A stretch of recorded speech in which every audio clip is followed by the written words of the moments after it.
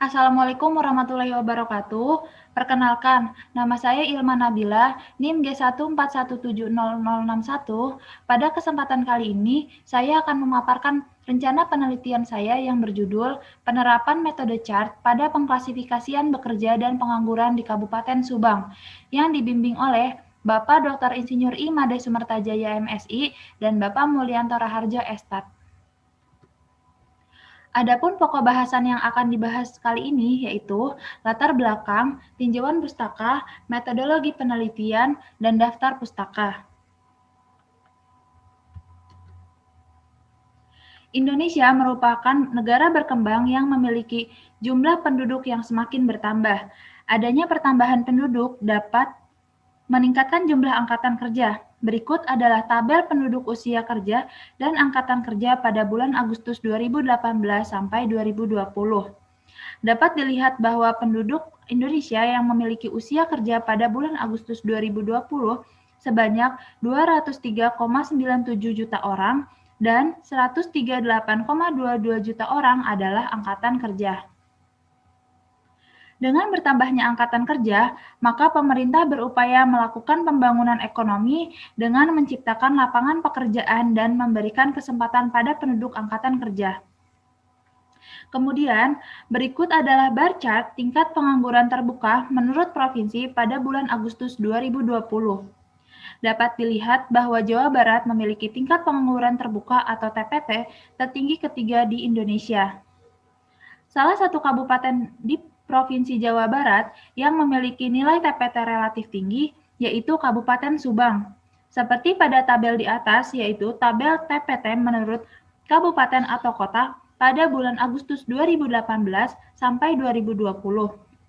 Berdasarkan data Sakernas, TPT di Kabupaten Subang sebesar 8,68% pada bulan Agustus 2019 dan meningkat sebesar 9,48% pada bulan Agustus 2020. Dengan meningkatnya nilai TPT tersebut, pemerintah melakukan salah satu upaya untuk mengurangi pengangguran dengan menerbitkan Kartu Prakerja, yang bertujuan untuk mempersiapkan dan melatih kemampuan serta keterampilan angkatan kerja agar bisa bersaing di dunia kerja. Selain Kartu Prakerja, salah satu upaya lainnya dengan mengidentifikasi faktor-faktor yang berpengaruh terhadap pengangguran agar pemerintah dapat memberikan lapangan kerja yang tepat pada sasaran. Penelitian sebelumnya telah dilakukan oleh Pratiwi dan Zain pada tahun 2014 dengan faktor-faktor yang digunakan yaitu usia, jenis kelamin, status perkawinan, status dalam keluarga, tingkat pendidikan, pelatihan kerja, dan klasifikasi tempat tinggal. Menurut Sartono dan Syafitri, metode yang memiliki kemampuan dalam memberikan kemudahan untuk menginterpretasikan hasil analisis dan memberikan dugaan dengan tingkat kesalahan yang kecil adalah metode Classification and Regression Tree, atau yang disingkat menjadi CHART. Metode CHART memiliki tujuan untuk mendapatkan suatu kelompok data yang homogen sebagai penciri dari suatu pengklasifikasian.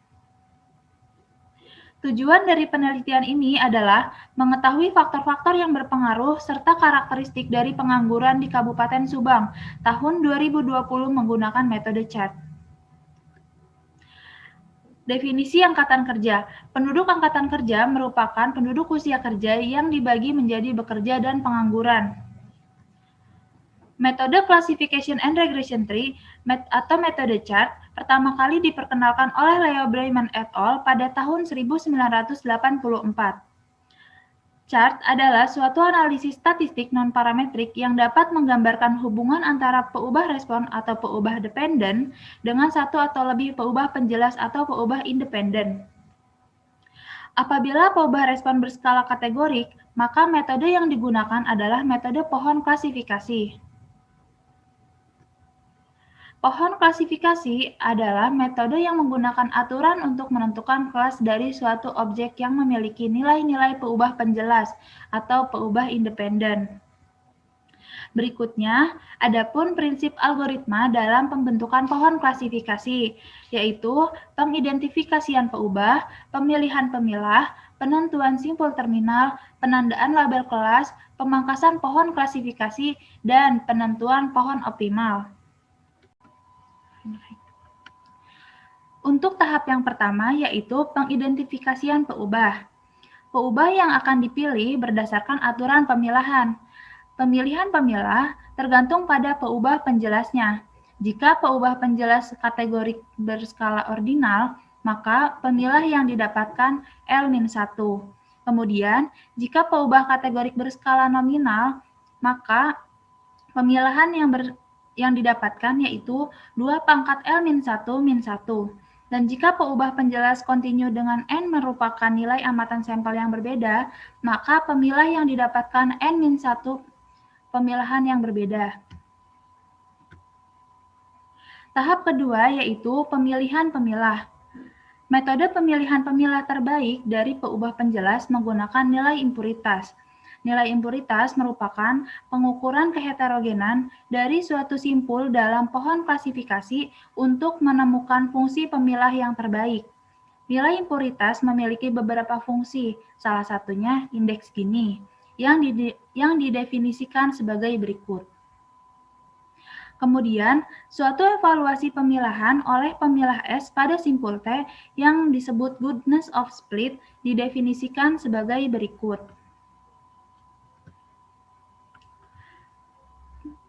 Penentuan simpul terminal. Pada tahap ini, pohon diberhentikan jika simpul tidak terdapat penurunan keheterogenan dengan adanya batasan minimum amatan tertentu. Kemudian, penandaan label kelas.